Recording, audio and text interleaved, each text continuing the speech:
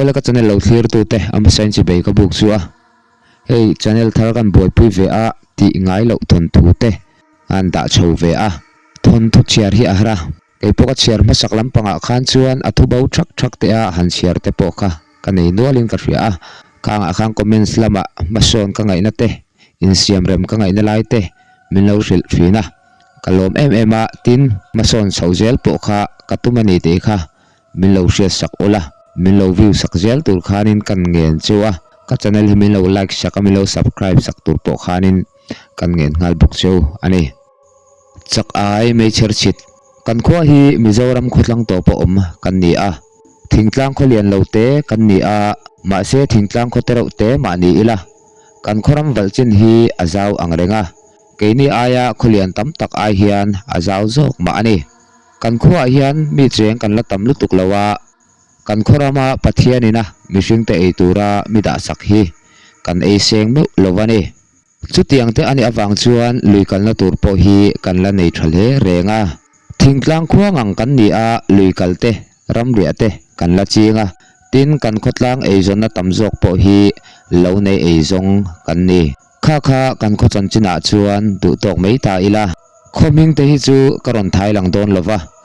tin atong tu te ming po hi midang ming karon mang mei don ani ti kha milo sia sak don nia ina na tul thoka kalau boy view lai chuan ka phone message ton chu aron rirang ranga ka han en chu kan thian nu lal nun limi ma mi hi alo ni a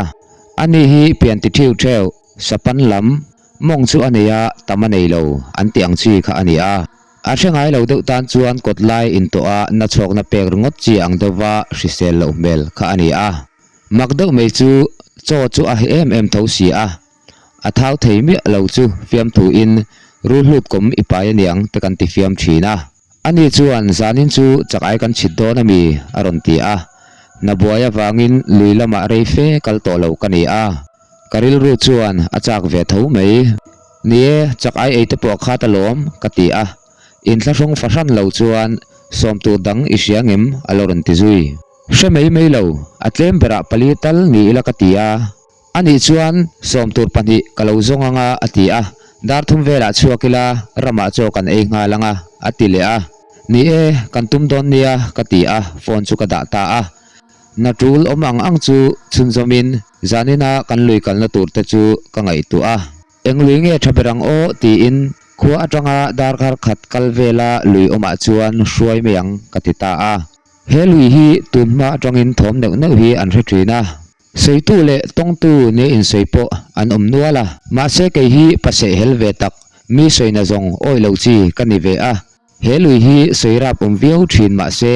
ka kalve to hian chuan thom dang lam le han hlo tur hi katong ve ngai lovani chuti lai chuan ka phone chu ron rile rangin ka han en chu mami pok chu alo ni a mami ti in sei to mayang ka pick up chu hello po ti mama in siam to em khoi lui nge kangkal don aron ti hluama ka chan mama chuan man moro alaron ti sam zung thin hian amut fu to hian chuan tong na hun hi kan chang ve me ulovani ma se ani hi chu mut fan nei kan tiang deuh hi ani a amut fu lo waton fu chuan a muilen sa to te reng nen ala thanbel emoti mei tur khopalian hian alo thut pi luau zel lo in siam ro kan ron panang che ati a chome bol lo vel engma angai lo ka king vek chak ai ot lo keng la ani mei ti in ka chan mama chuan phone chu a off le ta deya mak zung thin ani keipo chu thil dang tu khomuang to lo chuan ka in siam nga la chote funa ka in siam zo meu chuan kan kom chaka tang chuan miron aw talo lo meile mongte hei hi mami min ko dan ani iman to em aron ti a mane ti in rang tak chuan ka chuak nga la ami som te ka han mu chule lalrin pui khodang ami kan khua a na awanga ron hi alo ni a ka hruai hupur khop mai ani po hi luru ring tak opher deu tong duai ang chi kha ani a ani hi chu hemi tum hian chuan kala hre chiang em lova khopui lam dewa tanga ronkal ani awang khan ania ka hruai chak lo ram kal ha nen rama in buai pui ngai tur kha ka pei lovani an pahnia an ding dun kan mu chu an pian alo in ang khermeya karil ro a fiam thua an soithin para thanuai pan an soi te kha ka he chuak rum ani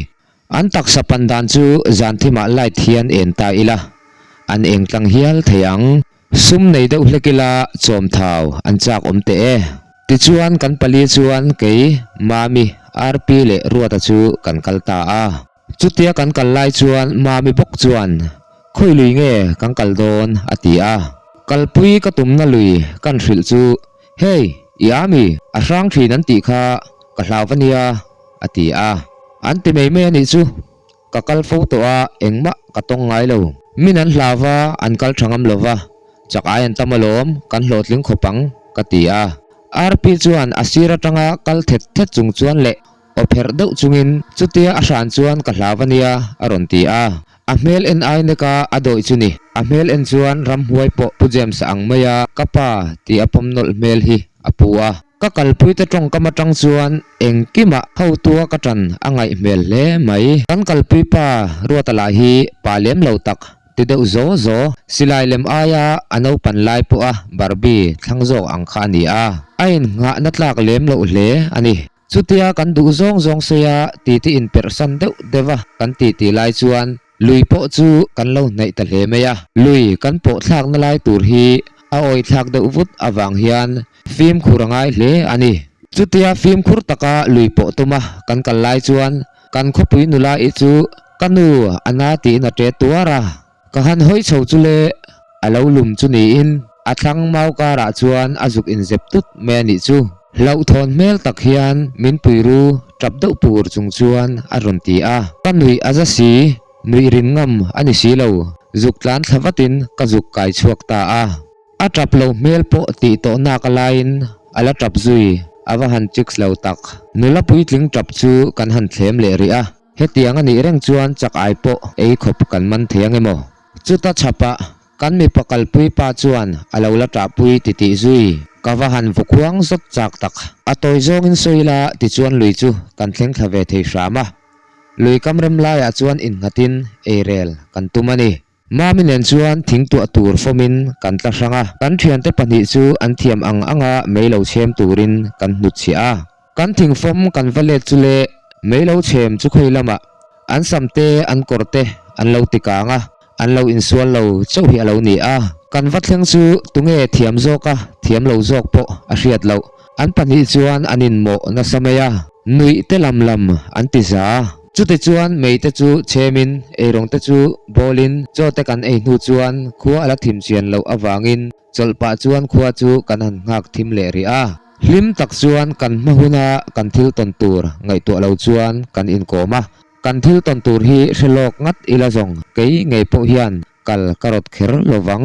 zan te alo thim chian ta ka chuan chak ai chu kan man tran ta a chak ai po alo tam khop mai apeng kan thlen masak bera chuan rp le ruata chu an lu don chuan pel kan lo taranga kan kal na lam zel kan lo hoitir don dia nang ni po min kal pel ani chuan pel in lo tar ve zelanga in kal na lama piang in lo hoitir ve don dia chuti lo chu in lo pal a lo om katia chak ai kan man dan hi mi pali te kan kala pani in apenga kan in thena hona om vela hian kan in nga khom le mei thina ni apenga kan in then nu chuan keini chu kal chovin kan man zela ma se kan thanga chuan mihring man mo taka tuilo dai ri hlop ri hi kan hreta a tu tenge niang tia kan han hoi chu kan thian te pani apenga lut ta te chu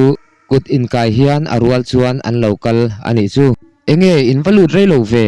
kan lut kha pani vel che kan manang ti in thli thomi alo kha kan chaka thingzar kha atlari rum maya kan lo chhode lom kan hlawa an ti a hau ka ti ang reng hle ma se an hlau miau mei si a asana an kal ngam to lo wangin kan pali chuan kan in zui tangota reife kan kal nu chuan thu cholin mei zialte kan zu a chutia thamuang taka kan omlai chuan ama saberami rp chu lungin achak ka watang chuan an ron voma ani la chuan min la pu zui kabulami mami chu ivomami kati a ani la chuan vomlo ati boxi rammi in an fiam ti hria in ka sei chuan an lau karing si a ka vom ang chuan ka soi ta ringota chuta le kan kal tran le don chau ti chuan kan thlanga chuan mi som ni vel zet tur local chho hum thom kan hreta a tu tenge o ti kan thlir thap lai chuan alang thei chin koi an thlen don chuan an re ta dei meya angai na hrelo tak chuan kan in ena ka thian te chuan soilo ma se an mela chuan an hlawani ti a hriat theya amak te kher bok ani chutia thoma re chuan kalang u katia kan kan le don lai tak chuan chumi te thom bok chu aron rile ta hril kan ngai lo achiang ani mihring an ni lo ti chu kan kal lui ta thowa ma se ka thian te chuan min kal nai hlom to kher mai thom chuan rei fe min zuya an nin to pa chuan an re ve mei boka ma se are re lo kan chak ko lama tang chuan lungtrilin min ron vom tak tak ani kha khatia lungtril tam tham taka min ron vom si kha pakhat ma chuan min fu lo ani chu akle ani chutia lungtrilina mi ron vom er lai chuan ei chia se em anui ri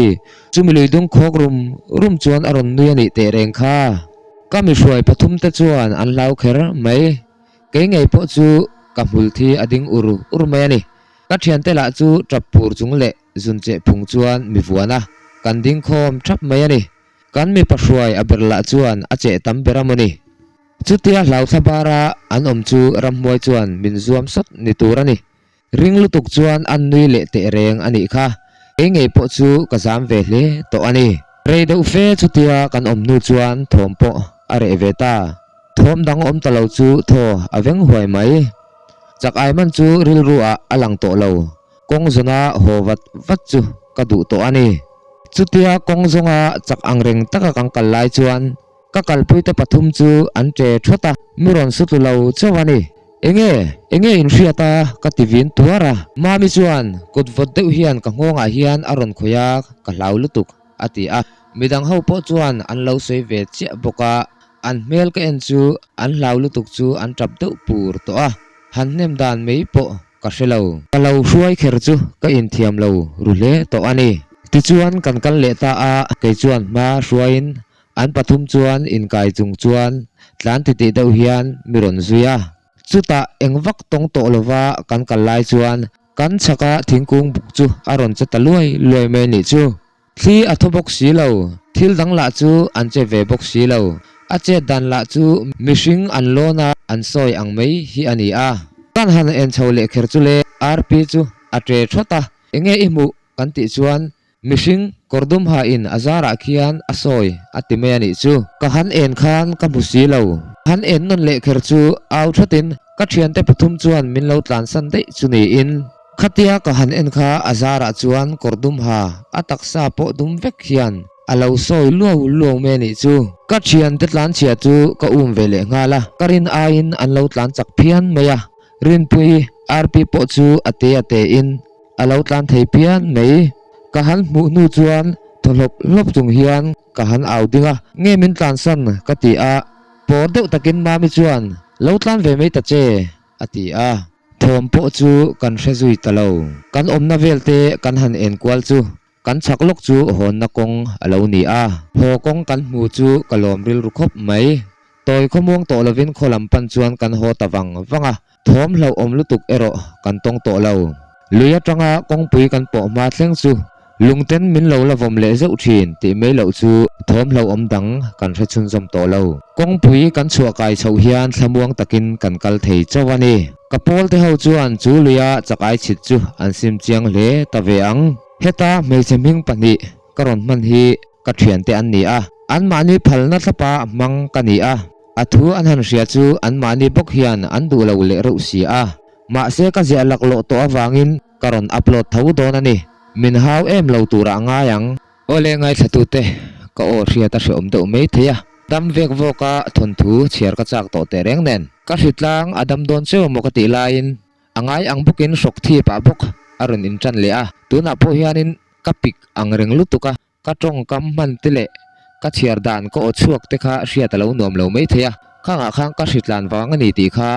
min lo hriat sak ula kan dam tha a pathian zara hrisel na tha te kan nei ani chuan thon thu ron ti chu azel kan tumanga chuanin ngai thlak anom zel theinan khan